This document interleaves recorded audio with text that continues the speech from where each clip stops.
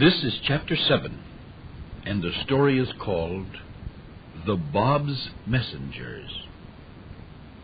You remember we heard in another story about those 18 persons who had found the Bob? What did he call them? Right, letters of the living. You know, you send a letter with good news. Well, these were like living letters, and they were carrying the good news of the Word of God everywhere. They were sort of like a teaching committee, only something, of course, much more exalted and better than that. Like a traveling teacher, such as your mother and your father are on holidays and weekends, or your brothers and sisters, and maybe soon you will be too. Well, these were the very first of the great traveling teachers of the faith, and they were called the letters of the living. Now the Bob thought it was time for all of them to scatter all over the land and tell the people that the promised one had come, that it was a new day. So one day the Bob called them all together to talk with them. It's sort of like a conference. Mullah Hussein was the first to be called to the Bob, and because the Bob loved Mullah Hussein so much, he told him just a tiny bit about something very wonderful that was going to happen to him, to Mullah Hussein, a little later on. Mullah Hussein was to go to many cities to teach the faith and to give his message. And then he was to go to a great city called Tehran. The Bob said, a secret lies hidden in that city, and when it is manifest, it will turn the earth into a paradise. You see, the Bob didn't tell Mullah Hussein what that wonderful thing was that he would find in Tehran. But Mullah Hussein knew it must be something very beautiful if it was going to turn the earth into a paradise. I mean, wouldn't you think so? That means make it like heaven. And later, you'll find out what this great secret was that Mullah Hussein discovered. Wouldn't it have been wonderful if we could have been there and to hear what the Bob said to his letters of the living when he sent them out to do the teaching? It was called, you know, in the Dawnbreakers, the address to the letters of the living. My, that's one of the most beautiful stories and one of the most beautiful passages in the whole book. And so he's going to send them out to teach. Someone who must have been very wise wrote down the very things that the Bob said so we can read about them today word for word, even though we couldn't been there and have heard him say them. The Bob told the letters of the living that they were the bearers of the name of God in that day. That means that they were the ones who would tell everyone about the new teacher that God had sent. The Bob told them that they must do only what they knew God wished them to do, because then the people would know they were speaking the truth and would listen to them, that their lives must be wonderful. They must be outstanding people, and not only just have good words, but good deeds too. Now that's a good thing for us to remember today, isn't it? I mean, that's what our faith is all about. Not to talk a good deal about what we're going to do, but let our hands help other people, and our feet run errands for them. Then everyone will know that we love God, and we're trying to be like Him, and we won't have to talk about it. They can tell by the way we live. The Bob told the letters of the living also that God was very strong and powerful, and that He would help them with all the hard things they had to face. All they needed to do was to trust in God and to know that He would help them win the victory. This is the way the Bob said it. These are his words. Arise in His name, in God's name. Put your trust wholly in Him and be assured of ultimate victory. How exciting it would have been to hear those words ring out in the voice of the Bob himself. No wonder the letters of the living felt so strong and so joyful when they went away, even though they must have been sad at leaving the Bob. They wanted to go out and teach, but of course they wanted to be with him all the time too. But they went, and they scattered all over the land. Each one went first to his own hometown to give everyone there the message. That was the Bob's idea. Isn't that wonderful? Many people, of course, didn't want to listen. They thought the letters of the living were mistaken about what they were saying about the promised one. And some of the teachers were put in prison, and some were beaten, and some were stoned, and some were punished in other ways, and they suffered a great deal for teaching the cause of God. But they remembered that the Bab had told them not to be afraid, that nothing could harm them until they had finished their work. And so they went right on teaching about the Promised One, and about how much better the world was going to be because of him. Of course, there were people who were glad to hear them, who were excited about the story. Here's the story of a man who listened to every word they had to say. One day at the house of a friend, this man heard Mullah Hussein tell about the Promised One. When the talk was finished, he asked eagerly, "What is his name?" "I am not permitted to tell you his name," Mullah Hussein answered. "But if you will pray, God will help you know him." And so the man asked his friend if he might go into another room at once, where he could be alone and pray. He did not even wish to wait until he went to his own house. He wanted to find out right away. And while he was praying, suddenly he remembered the face of a young man whom he had seen praying in the shrine in Karbala. And now he saw this young man's face again in his prayers. In his vision, the young man seemed to smile at him, and he went forward to throw himself at his feet. He was bending toward the ground when the vision disappeared. But the man felt sure that in his prayer he had seen the Promised One. When he ran out into the other room and told the others about his vision, Mullah Hussein told him that he had indeed seen and found the Bab. "But don't declare your vision to anyone," Mullah Hussein told him, "for the time has not yet arrived." And then he promised to meet him later in Shiraz. And Mullah Hussein said, if possible, they would go together to see the Promised One. There are many more exciting stories like that, but that's all for this time. But do you know what? Next time, we're going to meet Baha'u'llah. Imagine that.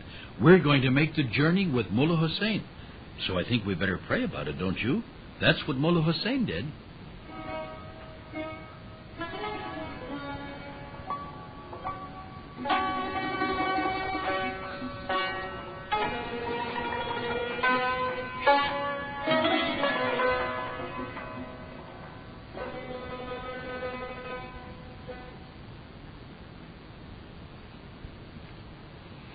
Well, this is the time that, with Mullah Hussein, we're going to visit the capital, Persia, Tehran, where Baha'u'llah was born. This is chapter 8, and it's called The Message to Baha'u'llah. You see, while the other letters of the living were teaching in their own hometowns, Mullah Hussein went to a great city named Tehran. Each day he would leave his room early in the morning, and he would tell whomever would listen to him about the Promised One. And then he would return after sunset. Do you remember what the Bab told Mullah Hussein about Tehran? If you don't, let me tell you again. These were his words. "A secret lies hidden in that city. When manifest, it shall turn the earth into a paradise." How often Mullah Hussein must have thought about those words, and wondered about them, and wondered what it was he would discover in that wonderful city. Indeed, he must have guessed part of the secret, because he believed that in Tehran he would find the other Promised One, the one who was to come after the Bab and shed his light upon the whole world. And you remember how we learned in another story that God was sending not one, but 2 divine teachers. Well, knowing this, Mullah Hussein must have suspected that this might be in Tehran where he'd find the other one, and he was probably watching for that. You know, sometimes things happen in a very wonderful way in this world if we love God enough and we try to do what He wishes. We make our hearts like a mirror. You know, a mirror, when you shine it and polish it, all of a sudden the sun is shining in it, and it shows in our faces. And we find out things if our hearts are pure. If we pray and do good deeds, God helps us. We better remember that, because that's what Mullah Hussein did, and that's how he found out the secret in Tehran. Like this, One night, about 12 o'clock, a man knocked on his door. Mullah Hussein wasn't expecting anyone, but he invited the man in and immediately began to talk to him about the Bab, the promised one, like he always did. Finally, he asked the man, "Where do you live?" And the man said, "My home is in Nur." And Mullah Hussein asked him, "By any chance, do you know of a young man there, or someone who is very wise and very kind, and someone who spends his time helping the poor people and those who are in trouble? Do you know anyone like that?" "Yes, as a matter of fact, I do," the man answered. "I go often to his house." Well, this answer made Mullah Hussein very excited and happy, and the man was astonished that the answer made Mullah Hussein so happy. He couldn't understand why. Mullah Hussein, you see, didn't tell him why he was trying to find out this information. He asked the man to deliver a scroll for him, or a letter, to this young man, and bring back the answer, if there should be one. "Give him the scroll at dawn," Mullah Hussein said. Well, maybe you've guessed who this young man in Nur was, that he was the other promised one, the second divine teacher whom God was going to send. And his name was Baha'u'llah, the glory of God. Of course, the messenger didn't know who he was, but just the sound of his voice as Baha'u'llah read the letter aloud made the messenger very happy. He liked to be in Baha'u'llah's presence, and he didn't know why. And Baha'u'llah gave him a message and a gift of sugar and tea to carry back to Mullah Hussein.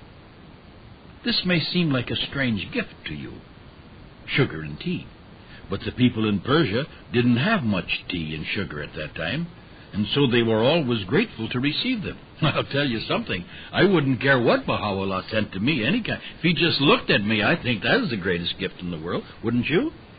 Well, when Mullah Hussein received the message and the gift from Baha'u'llah, he felt exactly the same way. He was so excited and happy, he could hardly speak. He jumped up, he took the gift from the man, and he kissed it. And then he threw his arms around the messenger and said, "My dearly beloved friend, I only pray that even as you have rejoiced my heart, God may fill your heart with such gladness." Well, I tell you, that man couldn't understand what made Mullah Hussein feel so tremendously happy.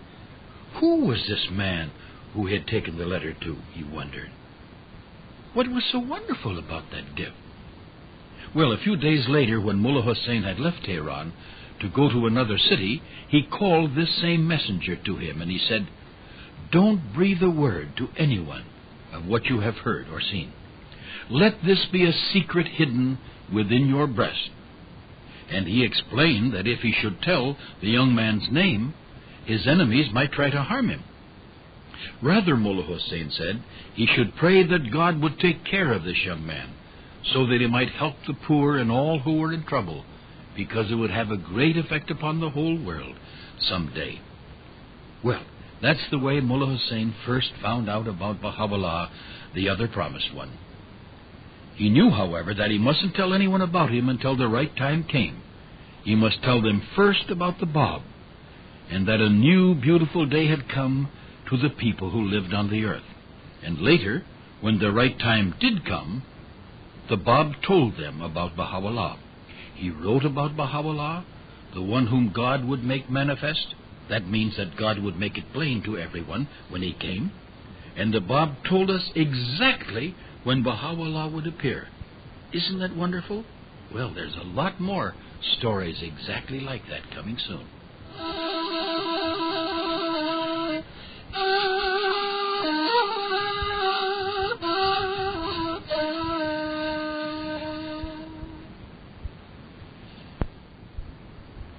This is another story about Baha'u'llah and about his father. This is chapter 9, and it's called The Dream of Baha'u'llah's Father. Of course, you remember last time how we found out that Baha'u'llah lived in Tehran and that he was the second promised one and great teacher that was coming. Well, one night, while Baha'u'llah was a little boy, his father had a strange dream about him. In this dream, he saw his son Baha'u'llah swimming in a great ocean, and his body shone so brightly that even the water around him was lighted up, and rays of light went out from his head in all directions. That's a beautiful picture, isn't it? Baha'u'llah's hair was long and black, and as he swam, it floated out on the water all around him.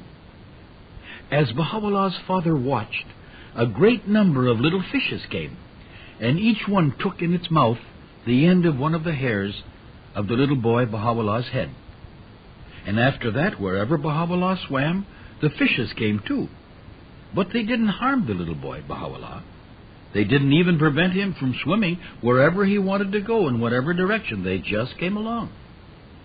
This dream was so very real to Baha'u'llah's father that he went to a wise man to see if the man could tell him what the dream meant. The wise man told Baha'u'llah's father that the ocean around his son Baha'u'llah was the world, and the many, many fishes were the troubles Baha'u'llah would have in giving his message from God to the people of the world. But they would press in all about him from all sides, but they would not be able to keep him from carrying out his work for God. And I'll bet you also it meant that in the future all the peoples of the world would gather around that way. That's a lovely dream, isn't it? Baha'u'llah's father was a very rich man and lived in a very great house, or a mansion, in which there were beautiful furniture and beautiful decorations. He was a very kind man and very generous. He gave a great deal of money to help the poor people around him. Of course, he had many friends, and he was always happiest when he was doing something for someone else. Well, this went on for 20 years, and then finally trouble came. First, a flood came down from the mountains near the village where Baha'u'llah's father lived, and the waters swept along and carried away everything in its path. The flood carried away half the mansion and all its beautiful furniture and decorations. Baha'u'llah's father was not as rich now, but still he went on helping those who needed him in every way that he could. Then some of those whom he thought were his friends did all they could to take away the position that he held, but still he remained calm and happy, and he wouldn't quarrel with them no matter what they did to him. When Baha'u'llah grew up, he started to carry God's message to the people. He didn't tell them that he was a divine teacher. It was not the time. He told them about the Bab and the message the Bab had brought. Baha'u'llah went first to his hometown, and here the people flocked to hear him. It just seemed as if they couldn't hear enough of Baha'u'llah. Just to hear his voice and to be around them made them love him very much. Some of those people who had been leaders in the neighborhood asked Baha'u'llah to tell them about the great city where he'd been, about Tehran. They wanted to hear about the Shah, or about the court and the king and the country and all the things that were happening. But Baha'u'llah said he didn't come there to tell them about these things, that he didn't care for these things. He wanted to tell them about God and the Promised One. He wanted them to know about the Bab and the new day. He would go a long distance at any time to tell someone about the Bab's message. I think there's a good lesson there for us to learn there, don't you? I mean, that's the way it should be. It's never too much trouble to go as far as needed, whatever time it took to tell the people about the Word of God. That's the way Baha'u'llah was. It's the most important thing in all the world, isn't it? It's the only way the world can be made better. That's why you should be happy when you see the members of your family doing what Baha'u'llah did, traveling and teaching and telling people about the great new day. Here's something very wonderful. People said that even the stones and the trees around Baha'u'llah seemed different because he was there. Everything seemed to grow better and seemed to say, "Look, here is the beauty of God." And later, one of the names of Baha'u'llah was the Blessed Beauty. Well, this is the way Baha'u'llah started out immediately to carry God's message to the people. But even yet, he didn't tell them that he was the second divine teacher about whom they had read in the Quran. About this same time, the Bab was thinking of going on a long journey to another city, a holy city called Mecca. There was one reason why he didn't wish to go. This reason was that the people around him needed to hear his message so much. But one day he heard the news from Mullah Hussein that Baha'u'llah was teaching, and this made the Bab very happy, for he knew that now he could go on his journey to Mecca, and there still would be someone telling the people about the Promised One and the new day. And you know something? We're going to make that journey to the holy city of Mecca with the Bab the next time. Aren't we lucky?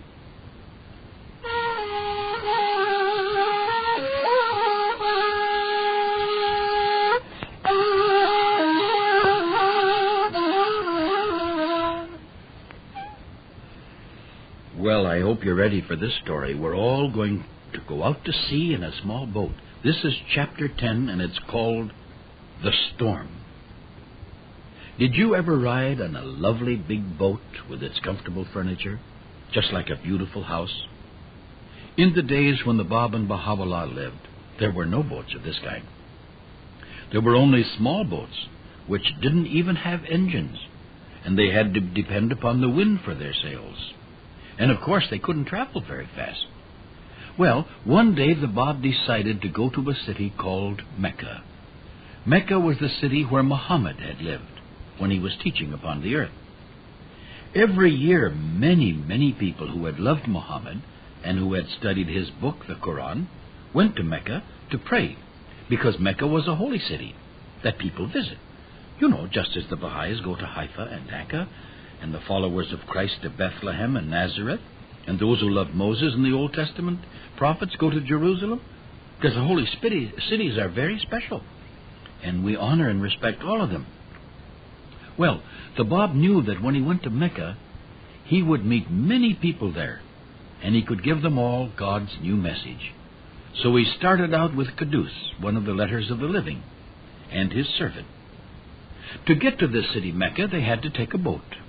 Because there were only small boats in those days, it took 2 long months to reach Mecca. Of course, today you could fly there in an airplane in probably less than 2 hours. But at that time, the weather wasn't too good either. So the Bab and Qudus had a terrible time. A fierce storm came up, and the big waves must have looked like mountains to the people in that small ship. It tossed them about so much that all of them became seasick. But the Bab and Qudus didn't seem to be uncomfortable at all. The rest of the travelers were afraid of the storm, but these two knew that God would take care of them, so they feared nothing. Every day Qudus would write down on paper the beautiful prayers and sayings which the Bab would dictate to him. Even when the storm was at its worst, and the other travelers feared that the boat might sink and go down in the sea at any moment, and they'd all be drowned, the Bab and Qudus went right on with their work as if nothing had happened. And they had trouble in another way, too. The journey had taken so long that they found themselves at last without enough water to drink. You know that the water in the ocean is not good to drink because it's so salty. If you do drink it, you'll just be all the more thirsty. The Bab wrote to someone that for days they had to satisfy their thirst with the juice of lemons instead of water. Those who were on that little boat must have suffered a great deal. But something good came out of their suffering. When the Bab saw how they suffered, he prayed to God that ocean travel might be made easier. And he prayed that there might not be so much danger with that kind of travel.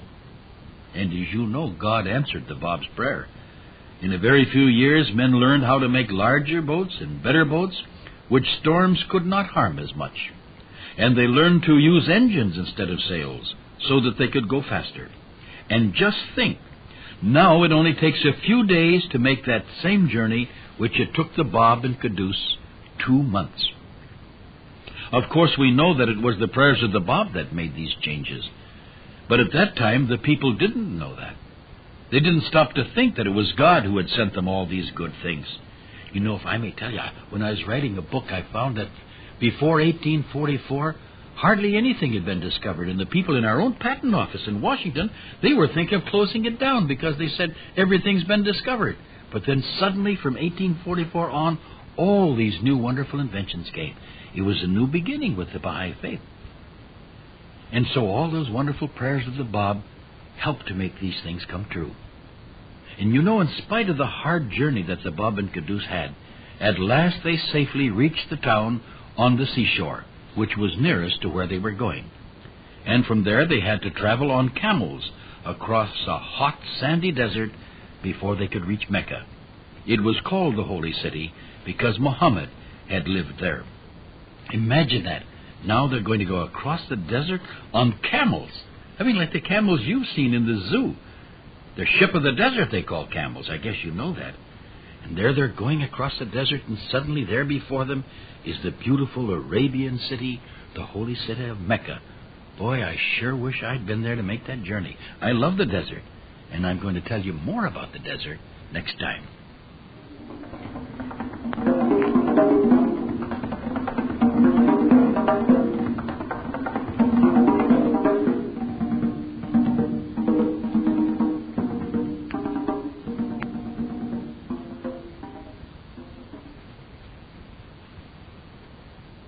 Well, here's the story I promised you. Chapter 11, The Adventure in the Desert. Between the city of Mecca and the place where the Bab and Caduce left the boat, there was a sandy desert which they had to cross. You know that in the desert there's not much water. Only now and then travelers come to a well, an oasis they call it. And then they have to carry with them enough water to last from place to place, or until they reach the next oasis or well. Horses need a great deal of water, and for this reason they are very seldom used in the desert. Now we can travel across it in automobiles or above it in airplanes. But at the time the Bab lived on the earth, there were no automobiles or airplanes. And do you know how they traveled in the desert then? Sure you do, as I told you last time, right? The camels. Yes, sir, there's only one animal that can go a long time without water, and that animal is a camel. Nobody else. So, when they wanted to cross the desert, they had to ride on camels, naturally. And that is what the Bab did on his journey to Mecca. Caduce, however, wouldn't ride. He wanted to walk beside the Bab all the way, holding the bridle of the Bab's camel. Caduce felt that in this way he would be better able to protect his master, the Bab, in case there was any danger. And sometimes on those trips there is danger. And every night from the time darkness came until the sun came up in the morning, Caduce would spend most of the hours praying and watching that no harm came to the Bab. How much he must have loved the Bab to do this. And all the time he was very happy. Of course, you know the sun is very hot in the desert. There's no shade at all, and the sand grows so hot it's hard to travel across it, I'll tell you that.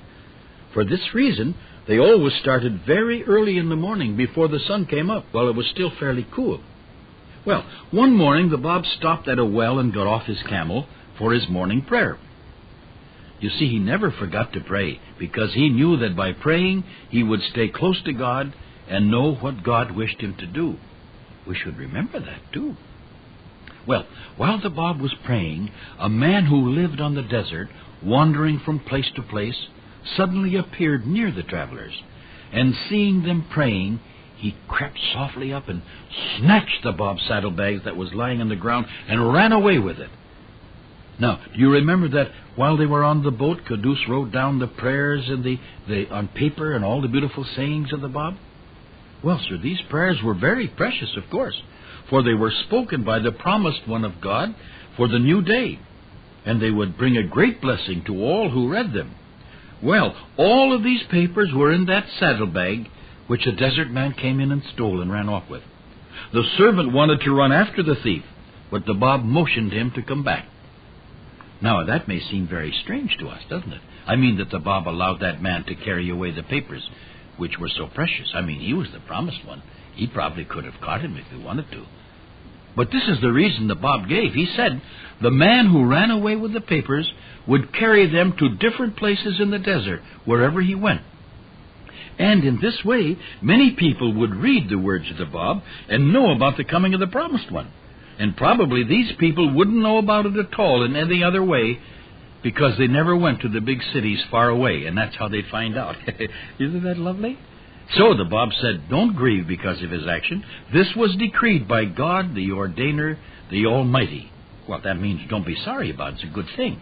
God wished the man, the thief, to carry off the papers. So don't worry about it. The Bab arrived safely at the holy city of Mecca. He did exactly what he wanted to do. He gave God's message to all the people he met, and I tell you, that was a wonderful journey.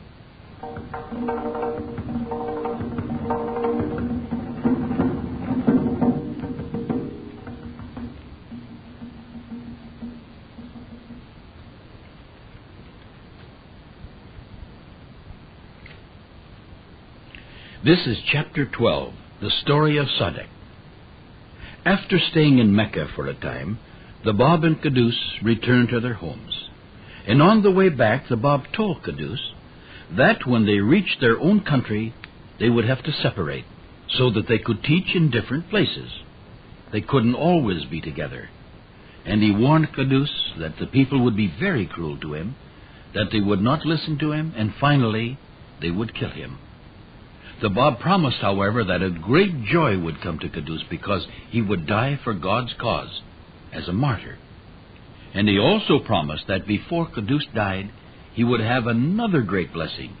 He would meet personally the second divine teacher, the second promised one, who God was sending to the earth, so that he, Qudus, would not only meet one of them, he would meet them both, the Bab and Baha'u'llah. Well, you can imagine how happy that promise must have made Qudus. He didn't fear anything that the people could do to him after that. All the letters of the living who loved the Bab were very brave because they knew this great secret about the Bab and about the teacher who was yet to come. And of course, everything happened just exactly as the Bab had said. Many people didn't believe the message, and they were very cruel. One of those who did believe the words of Qudus was Mullah Sadek, a teacher of the Quran. He was an old man, and everywhere he went, Sadek told of the new teacher or the new prophet whom God had sent, until finally those who didn't wish to hear about it decided that he, Mullah Sadek, must be stopped, and so they arrested him and ordered that he be scourged. That means whipped, with 1,000 strokes. Can you imagine that? You know something? I stood at that very spot where that happened. And when I was there, I remembered them, and I prayed. Well, now, as I said, Mullah Sadek was an old man, not young like Qudus. And they didn't think that old man could stand such a lashing. But those who were watching had a great surprise. Well, what do you think? Mullah Sadek was calm and smiling, didn't seem to be feeling it at all the time he was being whipped. The people just couldn't understand that. Well, the truth is that Mullah Sadek later said he wasn't feeling the lash. He told a friend afterwards that the first 7 strokes, they were terribly painful. But after that, suddenly, he actually wondered if the strokes were being applied to his own body, because Mullah Sadek said he couldn't feel them. In fact, he even put his hand over his mouth to keep from laughing aloud, so happy he was. Now I can realize, he said, how God, the Almighty Deliverer, is able in the twinkling of an eye to turn pain into ease and sorrow into gladness.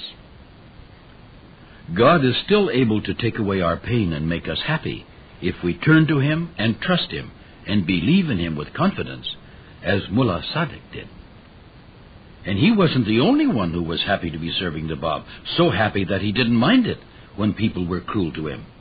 In fact, everyone who saw those who gave the Bab's message, well, they just couldn't understand how these people could feel no fear at the terrible things that were done to them. Of course, we know the secret. They were sure that God was taking care of them every moment, and that nothing could happen which He didn't wish to happen to them. And of course, they were happy because they loved the Bab so dearly, because it always makes us happy to love people and to serve a promised one.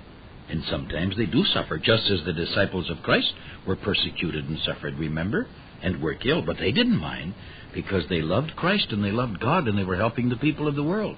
And the letters of the living, such as Qudus, suffered too. But it's like a seed, you know. You put it into the ground, that's a sacrifice. You think, gee, that's the end of the seed. But because of that sacrifice, from that seed grows up a tree, and there's fruits on it to nourish the people and shade to protect the people. That's the way we serve. And when we love a messenger of God, no sacrifice is too great because the work we are doing is a great work in the world, and we're willing to suffer so that other people in the world and other children won't have to suffer. And that's worthwhile, isn't it?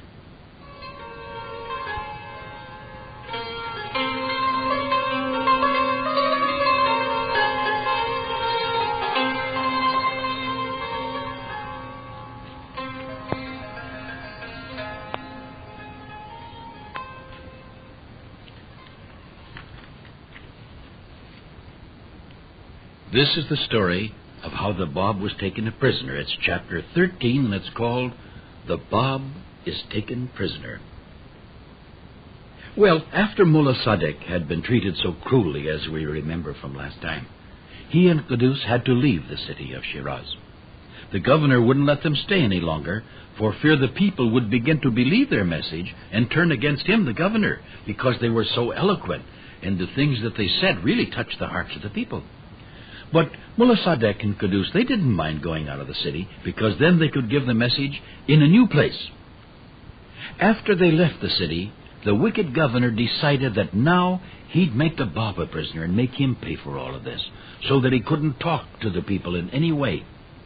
So the governor sent out a company of soldiers on horseback to find the Bob and bring him back in chains. As the soldiers rode out along a very lonely road, they saw a handsome young man wearing a green sash. He was on horseback, and his servant walked behind him. When the soldiers rode up, the young man saluted them and asked where they were going. The leader of the soldiers thought it best not to tell this stranger why they were there, so he replied, "We are doing an errand for the governor." At these words, the young man smiled and said, "The governor has sent you to arrest me.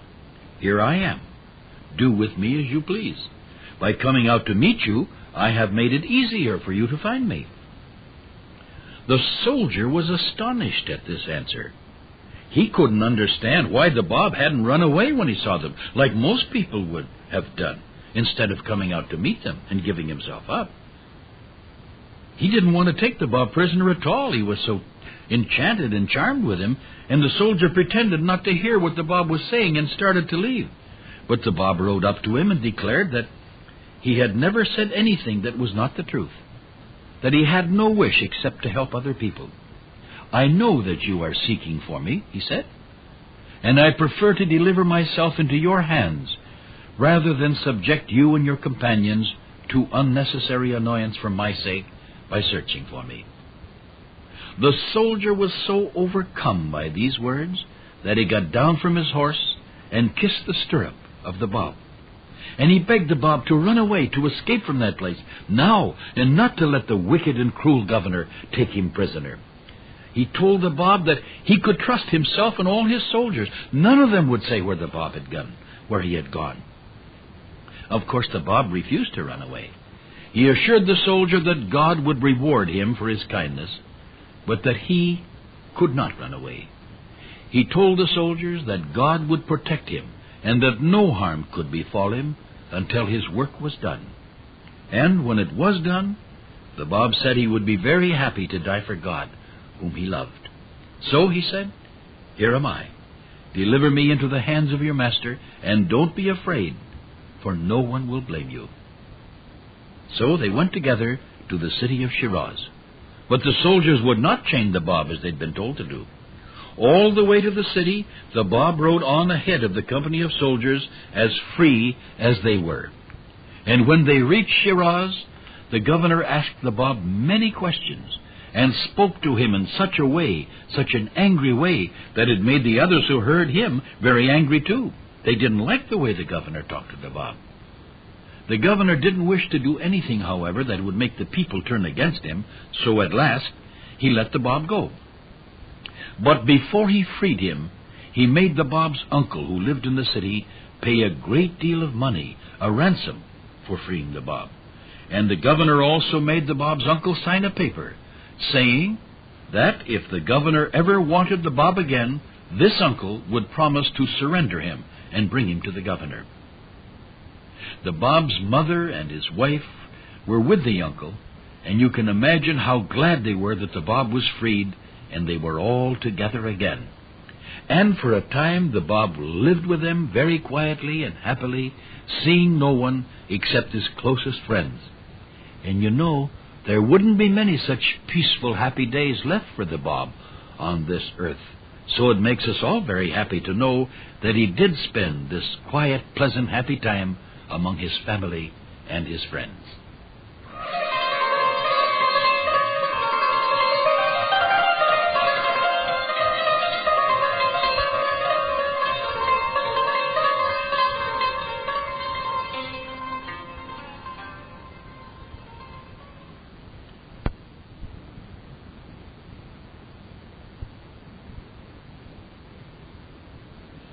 Well, this is one of my very favorite stories of the Dawnbreakers.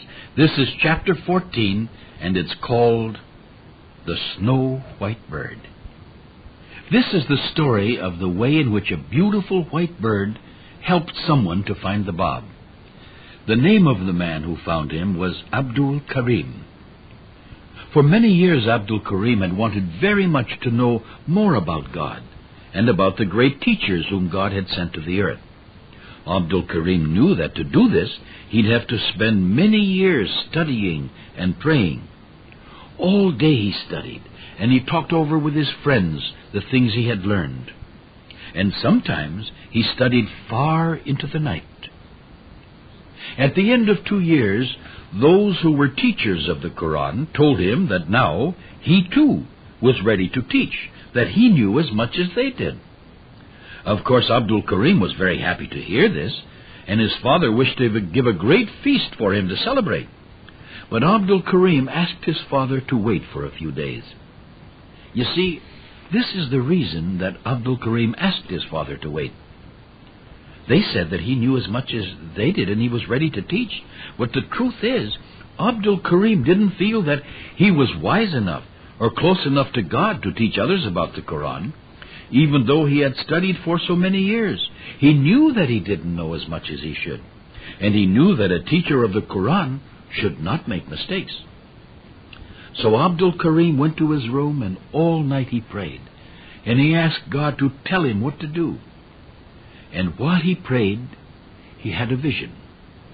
He seemed to see a man talking to a great number of people. Their faces shone with happiness, as though if they were filled with delight. And the man was telling them about a certain verse that Abdul Karim knew from the Quran. Abdul Karim could hear the man talking, and so he started toward him. And as he moved toward him, he heard this verse from the Quran. And just as he reached him, the man disappeared from sight. And he woke up. The next day, Abdul Karim was telling about his vision to a very wise man whom he knew.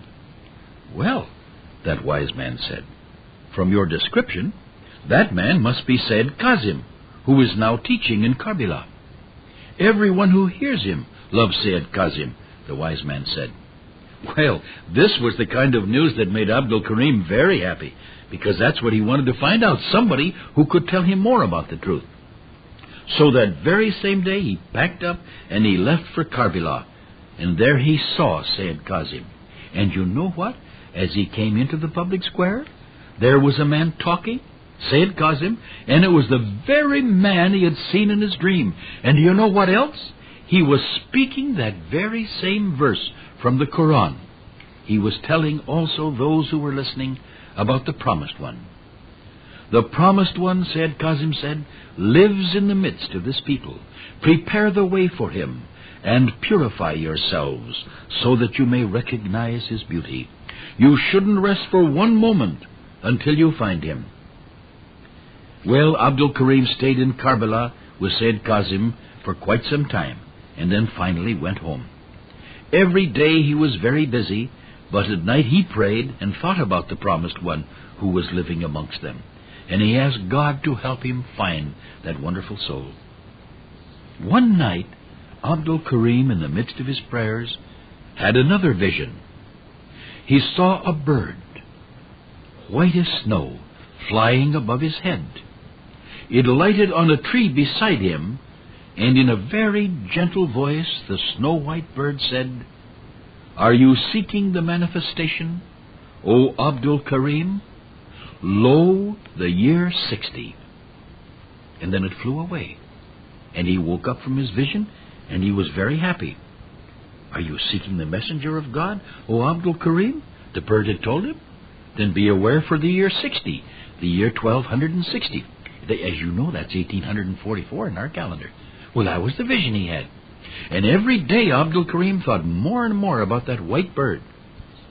And a few years later, when he heard about the Bab, Abdul Karim hurried to Shiraz to see him. And what do you think happened? The Bab was teaching from the Quran, and Abdul Karim came into the room. He stopped. He looked at the Bab, who stopped his teaching, and spoke to Abdul Karim in a voice which sounded exactly like that of the white bird. And what do you think he said? He said, "Are you seeking the manifestation, O Abdul Karim?" Well, you remember that those were the very same words which the white bird had spoken. And then Abdul Karim knew that he had found the promised one, and he knelt at the Bab's feet, too happy to speak. And as the white bird had said, that was the year 60, 1260, 1844. Isn't that a wonderful story? It shows us how God will help us if our hearts are pure and we're sincere and really want to be better people and are trying to help others. I tell you, I'd sure like to see a snow white bird like that. And thanks to such people as Abdul Karim and the other early heroes and heroines of God, we know about the manifestation, about the messenger of God. Aren't we lucky to be Baha'is? I mean, really lucky?